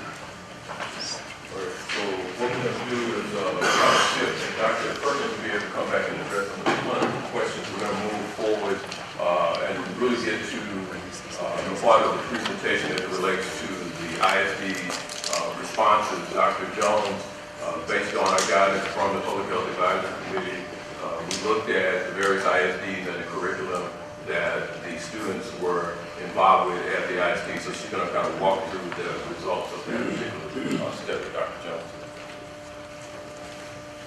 Okay, good morning. So what we've just seen is that the STD and HIV rates among the youth in the 13 to 18 age group is alarming. And so we wanted to engage the school districts, and this was really the first time that something like this has been assessed by CHHS. And what comes out of this are preliminary considerations to inform curriculum review within the independent school districts in the county. And as we move on through the information, you'll see that we've identified specific areas for more detailed information based on the assessment findings. So what we did is we asked for the school districts to identify the person that's responsible for the health education curriculum. And then we distributed a questionnaire to be answered by that particular individual. And we heard from 10 school districts. And they reported that they represented collectively 57,369 students within Dallas County. And all this was an anonymous collecting and reporting process. The three key findings that we would like to share here today are that the majority of the Dallas County independent school districts do have an STD and HIV education curriculum. There is a lack of parental consent for student participation in these STD and HIV education classes. And there's a need for school districts to provide comprehensive STD and HIV training for course instructors. And this is just some of the data to break down what the questionnaire responses were. 70% of the respondents have the STD and HIV education curriculum. 70% of the respondents are unaware of effective STD and HIV curricula in other states.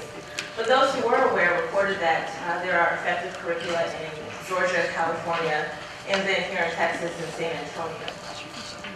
The issue of parental consent, we found that half of the respondents were not aware or did not keep track of the percentage of consent forms that were returned by the students. But of those that do keep track, 78.6% of those forms are returned, and then of those forms, 81.4% of the forms approved student participation. So by the time we back into it, we're at a 63.9% parental consent approval rate for the students to participate in STD and HIV education. How does that compare to what you just said, that there's a lack of parental consent? Well, as we move through the presentation, we'll talk about opportunities for benchmarking, and I think that would be an opportunity that we'll talk about. 70% sounds pretty high, 3.9% sounds pretty high. Well, it is, but I think what you're going to find when we talk about going on Texas, that is to be what's again the San Antonio piece to see how we compare with the effective curriculum out of San Antonio and what's different in that whole model in terms of curriculum. We might have a curriculum that says nothing. Right. They have a parental consent number for San Antonio. When we move through for the opportunities, we actually state that this is an assessment to see where should we go next, and benchmarking is one of those items. And so of the respondents, they cited that 2 full courses that address STDs and HIV were reported, entitled Aim for Success and Worth the Wait. And then 9 courses were also reported that address STD and HIV objectives, like your health classes, your PE classes, your science, and your human development classes. And here are just a few participant comments for the open-ended section of the questionnaire. Participants said that the health course should be a requirement, that lack of parental consent is a barrier for student participation. Lack of parental and student awareness about facts and risks is a barrier to consent. Conservative school boards are a barrier. Lack of funding for comprehensive programs is a barrier. And a respondent also noted that they wanted to allow distribution of health department pamphlets in schools, and that there's an adherence to abstinence teaching with no information on preventive mechanisms. So these are responses directly from the anonymous administrators. So to pick up on our prior conversation, these are opportunities that emerged based on the assessment, where we want to look at more information. Parental consent is an issue. We'd also want to look at curriculum benchmarking and textbook usage and effectiveness, and then to maintain ongoing surveillance of STD and HIV trends in the 13 to 18 age group. So specifically, Dallas County Health and Human Services recommends that the school districts consider requiring health beginning in the 6th grade and require this course at least through the 8th grade. And to also examine textbook usage and conduct teacher interviews to assess the sufficiency of textbook and classroom resources. And then further explore the disconnect between requiring a course that addresses STD and HIV, but then also providing an option to opt out. So there's a disconnect there that we want the ISDs to examine. And we'd also want to engage the community-based organizations, including churches, to have a partnership and look at the parental consent issue.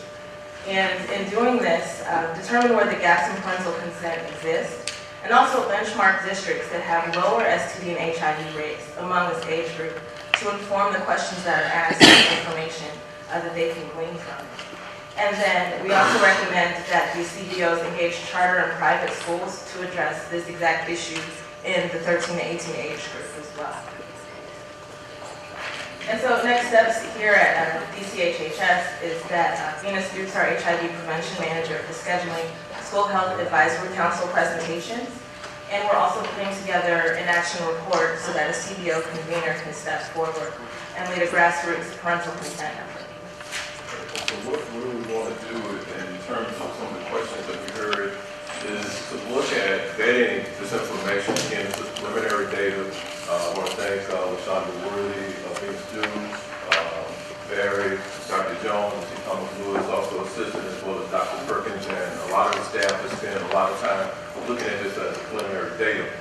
One of the things we wanted to look at was vet this with our various ISDs. These were sample information that we gathered through the SHAC. We will be able to vet this information and gather additional guidance on the next steps as it relates to the information. This is the first opportunity that we've had to look at 13 to 18 and the impact of HIV and other STDs in Dallas County. It's incumbent upon us to provide that information to the ISDs for them to review, and for us as a health department to have a dialogue as it relates to curriculum, next steps, and how to curb this increase of HIV rates in Dallas County. Clearly, what Barry demonstrated in the data, if we go back to it, we saw that trend not only starting at 13, but we saw the increase all the way up to when they're 16 and 17 years of age. And so we clearly don't want to put an additional burden on the school district, but we need to be a partner in that, and we also have to have community input. And as Dr. Jones pointed out, even though you're sending out responses for parents to send it back, you're still not getting 100% return on parental consent to allow their child to sit in the class and be able to hear information on STD and HIV education. So this is the kind of information we want to vet. Is there a way that parents, when they send it, a lot of them may not send it back because they don't want the kids sitting in that class. So it really needs to be a form that comes back to us. Yes, they can do it. Right. No, they cannot do it. That's right. Well, yeah, I know, but one of the things we discussed in the committee was the fact, I think, when parents hear this, a lot of the parents have no concept of what maybe the curriculum will be. What does it mean? And the ISDs, or at least from the public health or CBOs, community-based organizations, we've got to do a better job of communicating and educating. I mean, this is an educating process. And I talked about the Affordable Care Act earlier. This is the way it's going. The dollars nationally are shifting, and we're picking up the tab. Now, one of the things that I challenged the department to do is to associate the dollar figure. You're saying under the Affordable Care Act that it's shifting the cost of what?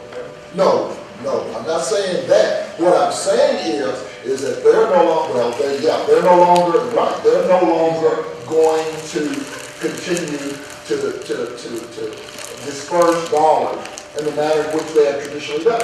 They have said to us is that education and prevention is it.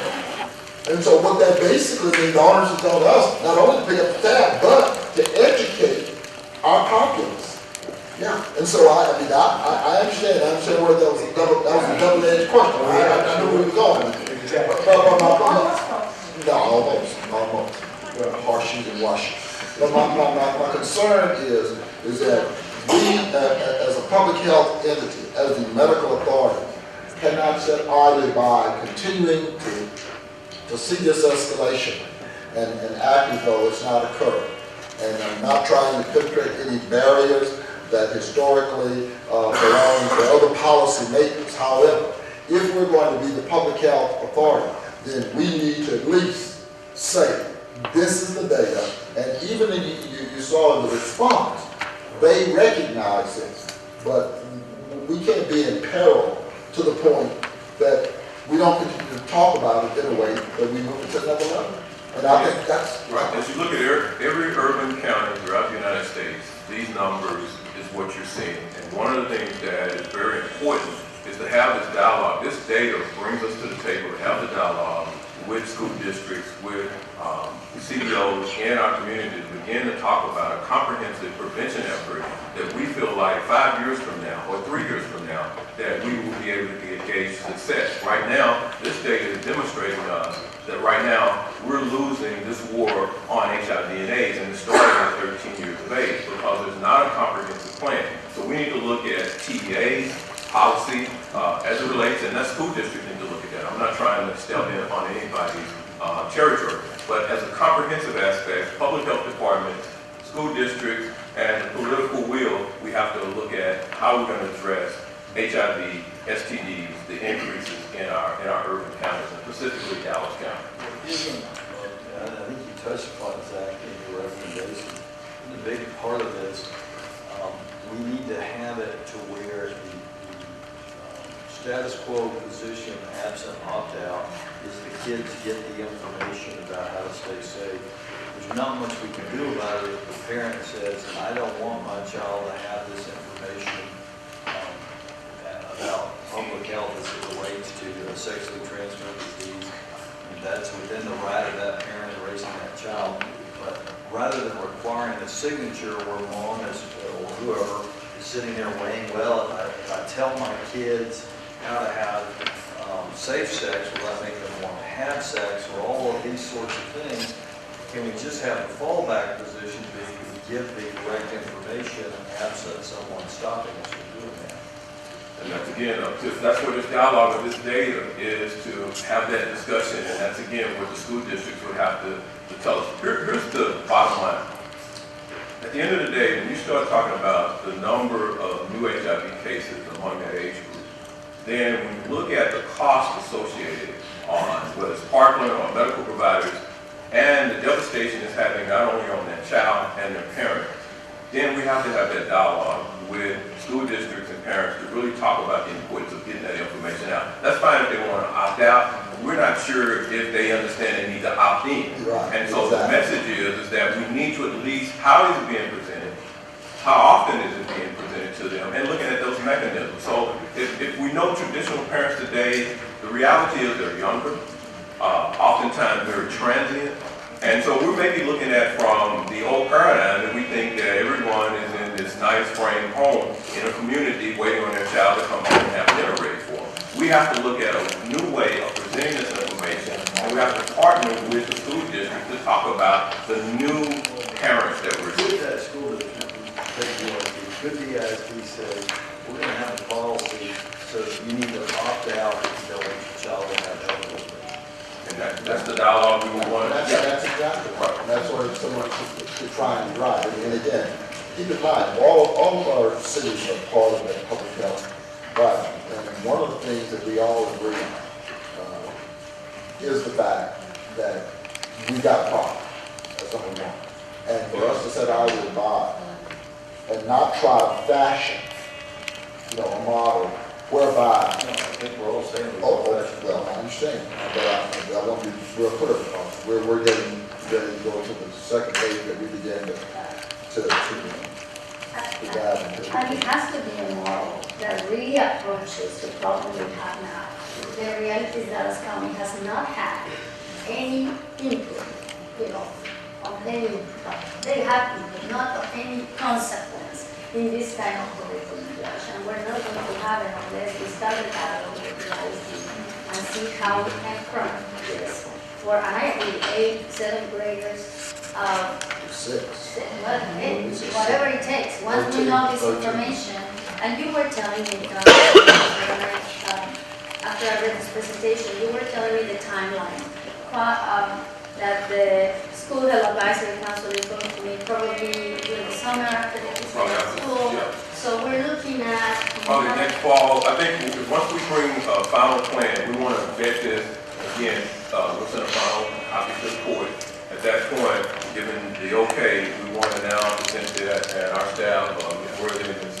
Jukes will begin to present that to the SHAC, the various ISDs throughout Dallas County. And at that point, we're doing the due diligence. Here, at the end of the day, here's the due diligence.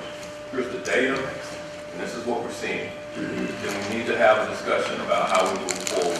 And I think that's where the timeline will come in. And we'll lay out a timeline to the court as it relates to school is about to end, when is the various SHAC meetings are going to be held, when we're on the agenda. So we'll keep the court updated on that. But the due diligence of this is we have the data is started, we provide that information to the school district, and hopefully they will get involved with the TEA, and we begin to talk about how we're going to have a model in Dallas County, and there should be a model for the state as it relates to HIV and AIDS. Harris County has the #1 number of AIDS cases. We have the #2 in terms of the infection rate. So if you take Harris County and Dallas County, we're contributing to the increased rates that you're seeing in the state of Texas. Okay, so what policymakers are involved in SHAC? That's really at a lower level. I think there's some principals that may, but it's not the is there a superintendent on some? Yeah, school board members. So there's various school board members who we could touch base with. Do we have any superintendents? Do we have any school board members? There may be a school board member that heads up on one of the SHACs. We can get you a list of and you're just focusing on DISD right now? No, we're focusing on all ISD. All ISD. The numbers we have for DISD. Numbers we have is all ISD. Those are all ISD. I didn't see a breakdown by school. We can get that. We didn't because it was confidential. We didn't do it that way, but we can break it down internally of the information we received from at various ISDs. And that's one of the reasons the public health committee agrees, because we understand it's not just it's Dallas County ISD. All right, we'll bring forward to the court. We'll email the final plan. And one of the reasons, because people tend to take information and spin it. That's another reason that we kind of help some of this, because we have to get some forms where people made some outlandish fact that there was a pandemic. Yeah, there was a pandemic. So we spent a week or two just trying to quell that kind of misinformation with regards to a couple of school districts' side, and it wasn't even close to the truth. But that's it, and that's one of the reasons. Again, I want the superintendents have access. And as chairman of public health, once we kind of begin to go down this alley, I am going to generate that. Same way with these, we call them CBO, the minister coalitions and all. We've got to take on this challenge, and I've basically done that in some of my meetings already. But with regards to our school districts, from the public health side, we just need to generate. I wanted the court to be aware so that we can get called. What in fact we're doing. We are the public health authority. We cannot set items out. So this is not. We have set item for way too long. Well, I And you see the consequences. With regards to the plan, is that going to have best practices? Yeah, we're gonna look at our final, if we can get best practices, what I wanna do is get the final document to the court, let you review it, see if we're able to do the best practices. We're looking at some other elements that we didn't mention here today to add to that final plan and get it to you. And then what we would prefer is when we get ready we'll send it directly out to the superintendent, and if we can bring it back with maybe a signature from the court supporting this effort, and then we can kind of talk about the different dynamics. We're going to look at the San Antonio model since at least those responders seem to think that in San Antonio, provided a best practices model, when we look at the numbers down there, see what's going on in San Antonio differently than what we're doing. Will you send that out to us? Yeah, we will definitely get that out to you. All right. We appreciate your time, appreciate the subject. It's very important. And I think the staff Again, I want to thank the staff again, Mullen, Dr. Jones, Word, all the team. Did a great job, and just appreciate the court's indulgence and us taking and providing information in the past. Talk about barrier. The barrier has been here to be able just to get the data. And so I thank the staff as well. Thank you, Commissioner. Mr. Thompson. Item 3, Health and Human Services, 3A, D&C, those quotas on the formal agenda. Items D through O are contract amendments on various Department of State health grants. Item P, recommend approval of the amendment to the Weatherization Assistance Program contract for Dallas County and the City of Dallas. Item Q, you've heard. Item 4, criminal justice, that quota is on your formal agenda. Item 5, IT, 5A, that quota is on your formal agenda. 5B, recommend approval of the purchase of Adobe CS 5.5 and CS 6 needed for upgrading the county's website. Item C, recommend approval of Microsoft Dynamics CRM licenses and training assistance support with InfoStrat. That funding is available from MPF unallocated reserves. Item 5D, recommend approval of the network assessment from State Health and Incorporated Government Solutions to make recommendations to state of the county network architecture and recommend to meet PCI requirements. Item 6, county clerk recommend approval of additional Odyssey document management system training for court personnel funded out of county clerk's records management preservation funds. 7A, you have your county travel training request. 7B, you have district attorney hiring freeze exception, county clerk, 191st Civil District Court, juvenile department, public defender, forensic sciences, and probate court. Any updates? Oh, good. You're going to add one update. You want to update, add on the hiring freeze exception from our meeting yesterday? Yeah, from the hiring freeze exceptions, I've already worked that through with payroll. Okay, good. So that was taken care of. I did have an update on miscellaneous equipment, page 136, item 1422. It is actually not a fax machine, but a shredder. And Judge, that concludes your briefing agenda. You have no speakers listening. All right. This court now reconvenes in public session and recess for a closed session and authorize the chairman to